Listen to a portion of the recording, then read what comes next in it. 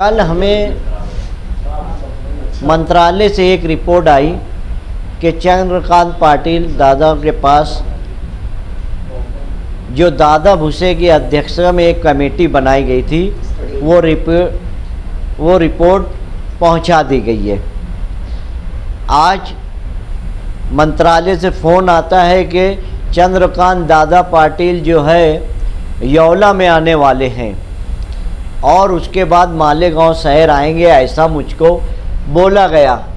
मतलब पक्की रिपोर्ट बताइए, ऑफिशियल है या नहीं है।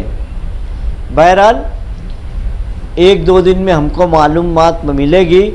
हमारे पास फ़ोन इसलिए आता है कि हम बुनकर तंजीमों के तरीके से हर वक्त तो मंत्रालय से टेक्सटाइल मंत्री से जुड़े हुए लोग हैं।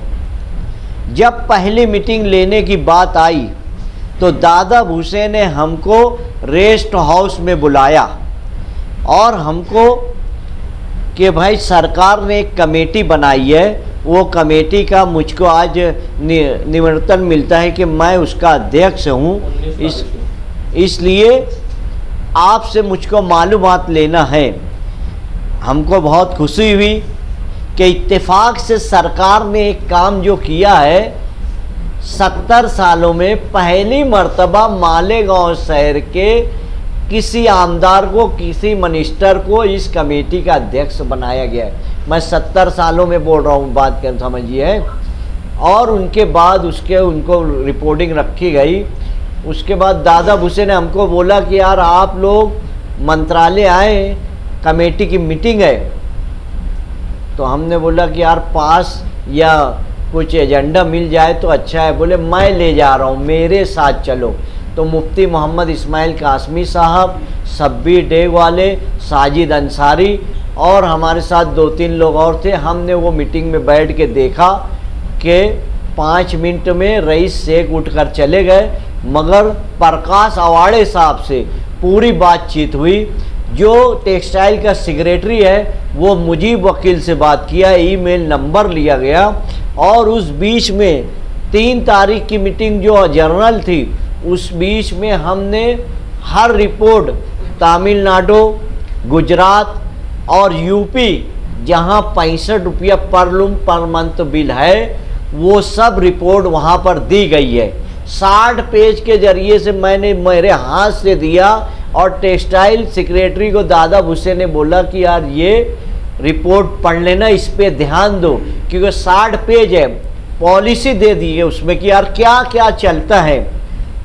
27 HP के ऊपर जो 75 पैसा अजीत दादा पवार ने शिवसेना, कांग्रेस, एनसीपी की हुकूमत के वक्त वहाँ मंत्रालय में सदन में डिक्लेयर किया था बजट सत्र में कि 75 पैसा 27 के ऊपर वालों को हम सब्सिडी बढ़ाकर देंगे। उसका प्रयोजन नहीं हुआ, अमल नहीं हुआ।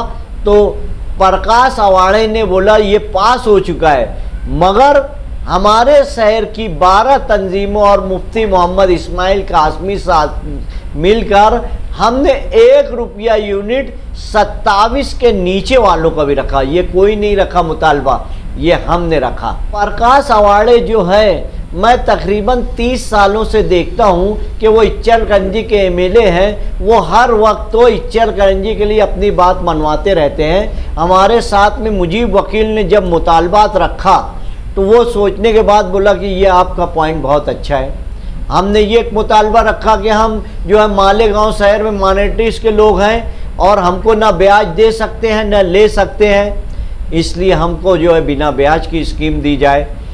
जो जो मुतालबात हमने रखे हैं वो कोई शहर से नहीं रखा गया है, कोई टेक्सटाइल शहर से नहीं रखा गया है। ये 12 तंजीमों का मुतालबात को ही रखा गया।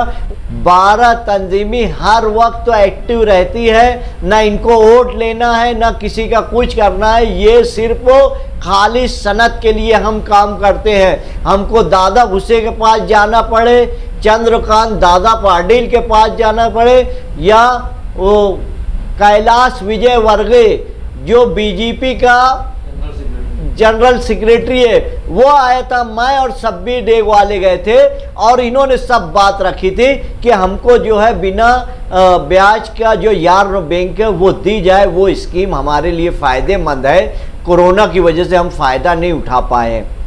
तो मेरा आपके चैनल से लोगों को यही बताना है कि शहर की 12 तंजीमें मुफ्ती मोहम्मद इस्माइल कासमी के साथ मिलकर जो आज के एमएलए हैं और दादा भूसे जो मिनिस्टर हैं और इस कमेटी के सदर हैं, हम उनके साथ मिलकर सब मुतालबात मनवा रहे हैं। जो है मैं समझता हूँ 26 फरवरी से 4 दिन का सेशन होगा, उस वक्त तो जो है हमारा मुतालबात मानना चाहिए। 99% हमने जितना भी टेक्सटाइल के सनत के लिए जो फ़ायदेमंद था वो मुतालबात रखे हैं। अब हमने तोप का लाइसेंस मांगा है, बंदूक का मिलता है नहीं मिलता है ये वक्त बताएगा। शुक्रिया। बिस्मिल्लाहिर्रहमानिर्रहीम। दिसंबर 2023 के महीने में लक्षवेधी के अंदर उठाए गए सवाल पर महाराष्ट्र गवर्नमेंट ने टेक्सटाइल डिपार्टमेंट की तरफ से एक स्टडी ग्रुप बनाने के लिए एक तजवीज़ आई, उसको कैबिनेट की मंजूरी मिली। उसकी बुनियाद पर दादा भूसे आउटर के जो आमदार और पीडब्ल्यूडी मिनिस्टर हैं, कैबिनेट मिनिस्टर, उनको उस कमेटी का चेयरमैन बनाया गया। एक ही शहर से 2 आमदार को किसी भी कमेटी या किसी भी कॉरपोरेशन में यकसा जिम्मेदारी नहीं दी जाती, ये प्रोटोकॉल है। तो कोई इसके ऊपर बहस करने की ज़रूरत नहीं है कि किसको लिया गया किसको नहीं। बुनियादी नुक्ता ये है कि हमें आज जो ये बाइट देने की नौबत आ रही है, तो मेरी अपनी सबसे पहले 12 तंजीमों की तरफ से कमेटी के एक रुकन आमदार बाबर साहब जो शोलापुर के हैं एमएलए, जो इस कमेटी के मेंबर थे, वो आजानी हो गए, उनका देहांत हो गया। तो मालेगांव वासियों की तरफ से उनको भावपूर्ण श्रद्धांजलि पेश करते हैं। आगे दादा भूसे को जब 19 दिसंबर 2023 को गवर्नमेंट ऑफ महाराष्ट्र की तरफ से ऑफिशियल ये लेटर आया कि आप ऐसी ऐसी कमेटी के चेयरमैन हैं, तो उन्होंने फ़ौरन मालेगांव के 12 तंजीमों को, ज़िम्मेदारों को रेस्ट हाउस में बुलाकर सारी तफसील ज़बानी ली। फिर उन्होंने रिक्वेस्ट की कि मुझको ये तमाम बातें रिटर्न में दें। फ़ौरन तंजीम के तमाम ज़िम्मेदारों ने मिल बैठकर मशवरा करके तमाम पॉइंट्स को लिख कर तंजीम के लेटर पेड पर, all power loom Malegaon power consumer association के लेटर पेड पर ये उनको दी गई।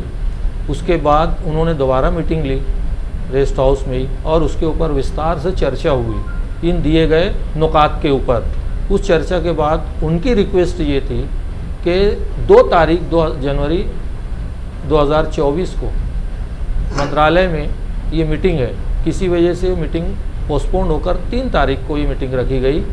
मंत्रालय में ये मीटिंग रखने के बाद दादा भूसे ने हमसे ये कहा कि आप 4-5 तंजीम के ज़िम्मेदार लोग मेरे साथ बॉम्बे चलें, मुंबई चलें, और वहाँ पर मीटिंग के अंदर आपको साथ में चलना है। उसका जो कारण उन्होंने बताया कि कुछ पॉइंट्स ऐसे हैं जो मेरी नॉलेज में अगर नहीं रहे, क्योंकि पूरे महाराष्ट्र का मामला है, तो कॉमन बातें जो हर सेंटर के मसाइल हैं उसको हाईलाइट ज़्यादा करना कोई मायने नहीं रखता। क्यों कि वो हर शहर के जहाँ जहाँ पावरलूम सेंटर है वहाँ के वो कॉमन मसाइल थे, जिसमें यूसुफ भाई ने अभी उल्लेख किया 75 पैसा 27 हाउस पावर से ऊपर वालों के लिए। असल मसला जहाँ आया वो भिवंडी और मालेगांव के लिए ख़ास वो ये था कि एक शेड के अंदर एक पावर कनेक्शन होने की वजह से हाउस पावर 27 के ऊपर होने के बाद वहाँ जो प्राइवेट फ्रेंचाइजी कंपनी है टोरेंट, वो नया मीटर इशू नहीं करती विदाउट पार्टीशन। ये तकलीफ़ मालेगांव में भी है, भिवंडी में भी है, और जहाँ 27 के ऊपर का ऑटो लूम चलता है वहाँ भी ये तकलीफ़ है। तो उसका कॉमन पूरे महाराष्ट्र के लिए हर पावर लूम सेंटर के लिए ये तरीका निकाला गया। प्रकाश आवाड़े साहब ने तमाम बातें सुनने के बाद पहली मीटिंग में ही ये तय हो गया था कि मल्टी मीटर का प्रपोज़ल हम जो है महाराष्ट्र डिस्ट्रीब्यूशन कंपनी को इस कमेटी के माध्यम से हम उनको लेटर देंगे कि आप एक शेड में अगर 4-4 लूम ओनर हैं तो अलग अलग मीटर उनके नाम से सप्लाई करें, उसमें कोई बाधा ना डालें। तो ये चीज़ हाईलाइट मालेगांव से हुई। मल्टीमीटर की बात, उसको उन्होंने एजेंडे में लिया और उसको कमेटी रिपोर्ट अपनी बनाने के वक्त वो उसमें डालेंगे।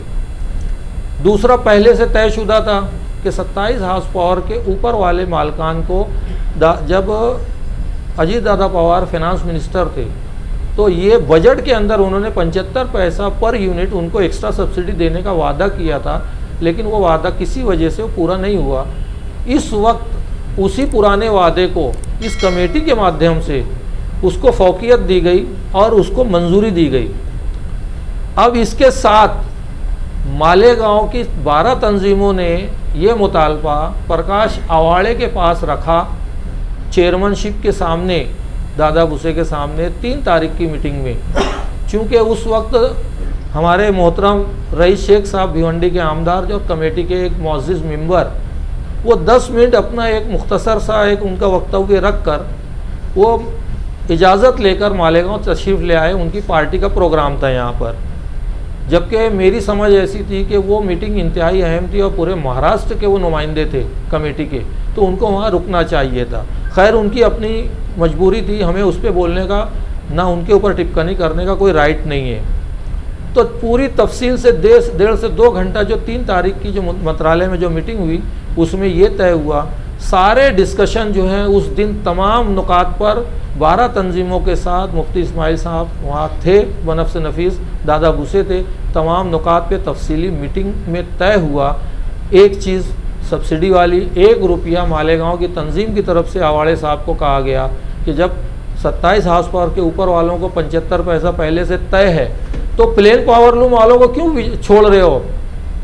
जो सबसे बड़ी तादाद आज महाराष्ट्र में मालेगांव सेंटर को है, तो उन्होंने 1 रुपया प्रति यूनिट सब्सिडी देने का एक्स्ट्रा, अभी मिल रही सब्सिडी के अलावा 1 रुपया सब्सिडी प्लेन पावर लूम को भी दी जाएगी जो 27 हाउस पावर से नीचे है। तो ये दूसरा मुतालबा जो इंतहाई अहम था मालेगांव की तंजीमों के तजवीज़ के ऊपर, प्रकाश आवाड़े ने उसको मान्यता देकर अपनी रिपोर्ट में उसको लिखा।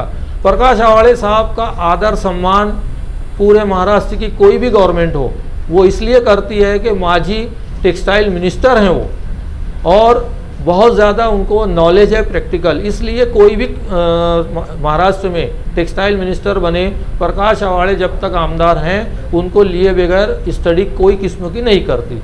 इसलिए महत्व ये था कि प्रकाश आवाड़े को कन्विंस कर लिए तो कमेटी को हमने कन्विंस कर लिए। दूसरा, ये टेक्सटाइल के अंदर इच्चल करंजी का इशू था कि टर्म लोन इच्चल करंजी वाले, शोलापुर वाले, बीटा वाले, सांगली वाले ये आप ज़्यादा लेते हैं, मालेगांव भिवंडी वाले बहुत कम टर्म लोन लेते हैं। इस बुनियाद पे टर्म लोन के ऊपर, इंटरेस्ट के ऊपर 5% सब्सिडी का गवर्नमेंट ऑफ महाराष्ट्र, पिछली बॉडी हो या नवी बॉडी हो, सब ने मंजूरी दी थी, लेकिन अमल बजावनी नहीं हुई थी किसी भी वजह से। तो इस स्टडी ग्रुप के सामने ये तजवीज़ आई कि 5% टर्म लोन पर इंटरेस्ट सब्सिडी हर हाल में उनको दी जाए। तो प्रकाश आवाड़े साहब को तंजीम की तरफ से हमने ये मुतालबा रखा कि मालेगांव वाले, मालेगांव सेंटर वाले कोई टर्म लोन लेता नहीं है। बहुत रेयर ऑफ द रेयर कुछ लोग जो है सीसी लेते हैं बैंकों से, उनके बैलेंस शीट की बुनियाद पर, तो क्यों ना समावेश सीसी वालों को भी दिया जाए उसका फ़ायदा। तो आवाड़े साहब ने बोले ये तजवीज़ अच्छी है, इसको भी नोट किया जाए। तो इस तरीके से उन्होंने फाइनल ऑटो लूम वालों के लिए 2% टर्म लोन पे इंटरेस्ट सब्सिडी का प्रोविज़न रखा, और प्लेन पावर लूम वाले अगर वो सीसी लेते हैं, चाहे वो मालेगांव के हो या महाराष्ट्र के किसी भी सेंटर पे हो, तो टर्म लोन के साथ साथ सीसी वालों को भी 5% इंटरेस्ट सब्सिडी लोन पर दी जाएगी। ऐसी तजवीज़ उन्होंने अपने रिकॉर्ड पे लिया। और जो टेक्सटाइल के उस वक्त के वहाँ सेक्रेटरी बैठे हुए थे, उन्होंने तमाम बातों को रिकॉर्ड किया। बुनियादी बहुत सारी जो बातें थी, अलग अलग सेंटर के छोटे छोटे मुद्दे थे जो उन्होंने लिए, लेकिन जो मेन मुद्दा था वो यही था। पावर की सप्लाई के ताल्लुक से बहुत सारे प्रॉब्लम थे, उसके ऊपर भी विस्तार से तंजीम, मालेगांव तंजीम के लोगों ने अपनी बात पूरे सबूत और शवाहिद के साथ रखी। और अल्हम्दुलिल्लाह अल्लाह का लाख लाख शुक्र है कि बेहतर तरीके से हमने बेस्ट ऑफ आवर नॉलेज के तौर पर वहाँ पर स्टडी ग्रुप के सामने पहली मीटिंग में रख दी थी।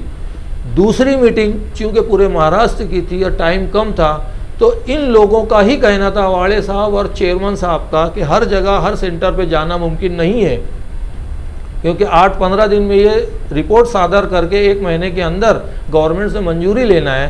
तो उनकी इस मजबूरी की वजह से उन्होंने महाराष्ट्र शासन का जो पावरलूम फेडरेशन है काला घोड़ा के अंदर, वहाँ ये मीटिंग रखी और हर सेंटर के लोगों को बुलाकर एक ऑफिशियल गेट टुगेदर हुआ। और वहाँ जो सब बातें 3 तारीख की मीटिंग में हुई थी, वही तमाम बातें हर सेंटर के लोगों ने अपनी अपनी बात रखी और लिखित में दिया। तो कुल मिलाकर बुनियादी जो बात करना थी 3 तारीख की मीटिंग में, मालेगांव सेंटर से ही तमाम बातें रखी गई हैं। इसका रिकॉर्ड जो है मंत्रालय के स्टडी ग्रुप के पास है। हमें किसी के बारे में कोई रायज़नी करना नहीं है। हमसे जितना हो सका मालेगांव सेंटर के ताल्लुक़ से तमाम बातें रख दी हैं। इंशाअल्लाह ताला मैक्सिमम तमाम बातें मालेगांव सेंटर की जो तजावीज़ गई हैं वो रिपोर्ट के अंदर शामिल की जाएंगी और उसके बाद वो रिपोर्ट गवर्नमेंट ऑफ महाराष्ट्र उसको मान्यता देकर उस पर अमल बजावनी करेगी। ऐसी हमें अल्लाह की ज़ात से पूरी उम्मीद है।